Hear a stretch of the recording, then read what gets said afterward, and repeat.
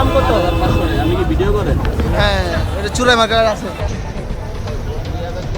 চোর পালালে বুদ্ধি বাড়ে, বাংলা ভাষায় এই প্রবাদটি আমরা সবাই জানি। কিন্তু এমন একটি বাজারের কথা কি জানেন যেখানে চোর পালানোর আগেই তার মাল বিক্রি হয়ে যায়? আপনি যদি আজ ঢাকা শহরে মোবাইল ছিনতাইয়ের শিকার হন, তাহলে খুব সম্ভবত কয়েক ঘন্টার মধ্যেই আপনার ফোনের গন্তব্য হবে এই জায়গা।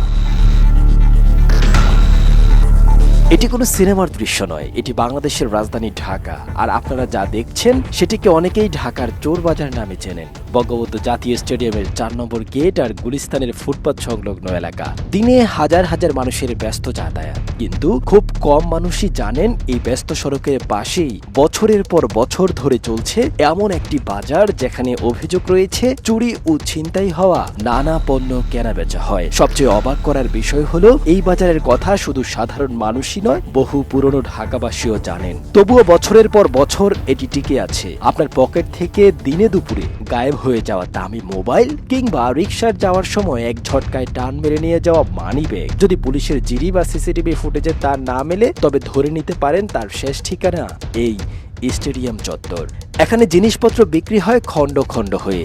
আস্ত একটা ফ্ল্যাগশিপ অ্যান্ড্রয়েড বা আইফোন এখানে এসে নিমিষেই গায়েব হয়ে যায়। স্ক্রিন একদিকে, মাদারবোর্ড অন্যদিকে, আর ব্যাক কভার চলে যায় আরেক দোকানে। একে বলা হয় ডিভাইস ডেড জোন। একবার মোবাইল এখানে এলে তার ডিজিটাল ট্র্যাকিং সিগন্যাল চিরতরে হারিয়ে যায়। কেউ কেউ না বুঝে আস্ত ফোন কিনে পুলিশের হাতেও ধরাও পড়েন, কেউ কেউ বিপদ নিজেই ডেকে আনেন। ইতিহাসের পাতা উল্টলে দেখা যায় মুঘল আমলে ঢাকায় প্রবেশ ও প্রস্থান করার প্রধান তরুণ বা প্রবেশদ্বার ছিল এই অঞ্চল। 18 শতকের শেষভাগে ব্রিটিশ আমলে যখন ঢাকায় রেললাইন আসে, তখন এই গুলিস্তান হয়ে ওঠে যোগাযোগ ও বাণিজ্যের মূল কেন্দ্র। 1953 সালে গুলিস্তান সিনেমা হল তৈরির পর এলাকাটির নাম আনুষ্ঠানিকভাবে গুলিস্তান হিসেবে পরিচিত পায়। খেলাধুলার প্রাণ কেন্দ্র হিসেবে স্টেডিয়াম গড়ে ওঠে 50-এর দশকে। তবে বাণিজ্যের চরম সমাগম, ভাসমান মানুষের ভিড় আর যাতায়াতের সংযোগস্থল হওয়ায় 70-এর দশক থেকেই এই এলাকায় গড়ে উঠতে শুরু করে একটি অনানুষ্ঠানিক চোরাই বাজার। তৎকালীন সময়ে চুরি যাওয়া রোলেক্স ঘড়ি, ট্রানজিস্টর রেডিও কিংবা বাইসাইকেলের যন্ত্রাংশ মিলত এখানে। সময়ের পরিবর্তনের সাথে সাথে ট্রানজিস্টর ঘড়ির জায়গায় দখল করেছে আজকের স্মার্টফোন ও আধুনিক গ্যাজেট। এই বাজারে রয়েছে এক অদেখা সুরক্ষা বলয়। এখানে প্রকাশ্যে ক্যামেরা কিংবা মাইক ধরা মানে সরাসরি বিপদের মুখে পড়া। ক্যামেরা ধরা মাত্রই পুরো এলাকা মুহূর্তের মধ্যেই এক হয়ে যায়। আমাদের রিপোর্টিং টিমের উপরও হঠাৎ নেমে এসেছিল একই ধরনের আক্রমণ।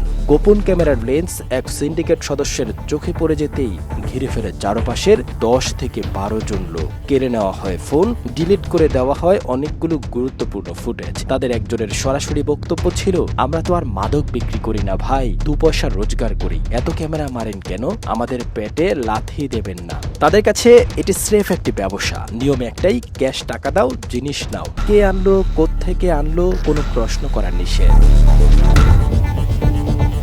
সবচেয়ে চমকপ্রদ তথ্য হলো এখানে শুধু ছিনতাইকারী বা পেশাদার চোরদের যাতায়াত নেই। নেশার টাকা কিংবা দ্রুত ক্যাশ টাকার প্রয়োজনে নামি দামি ঘরের সন্তান, এমনকি উচ্চবিত্ত পরিবারের নারীরাও মাঝরাতে এখানে এসে চোরাই ফোন বিক্রি করে যায়। প্রযুক্তির যুগে সাইবার পুলিশ যখন হারানো ফোন উদ্ধারে প্রতিনিয়ত সাফল্য দেখাচ্ছে, ঠিক তখন সেই প্রযুক্তির চোখ ফাঁকি দিয়ে ঢাকার প্রাণকেন্দ্রেই বছরের পর বছর ধরে টিকে রয়েছে এই সমান্তরাল বাজার। আজ আমরা আপনাদের এই সত্যটি দেখালাম। কোনো ব্যবসা বন্ধ করা বা কাউকে দোষী করার উদ্দেশ্য আমাদের নয়, বরং রাজধানী ঢাকার পেটের ভেতর দশকের পর দশক ধরে চলা এই অদ্ভুত ও রহস্যময় বাস্তবতার সামনে আনার জন্য। আপনার হারিয়ে যাওয়া ফোনটি হয়তো এখনো সচল আছে, কিন্তু তার পরিচয় বদলে গেছে কোনো এক স্টেডিয়ামের কোনায়। সতর্ক থাকুন, সচেতন থাকুন। দেখা হবে আগামী পর্বে কোনো এক ঢাকা শহরের অজানা অধ্যায়ে। শাওন আহমেদ সাদ, ভিশন 24, ঢাকা।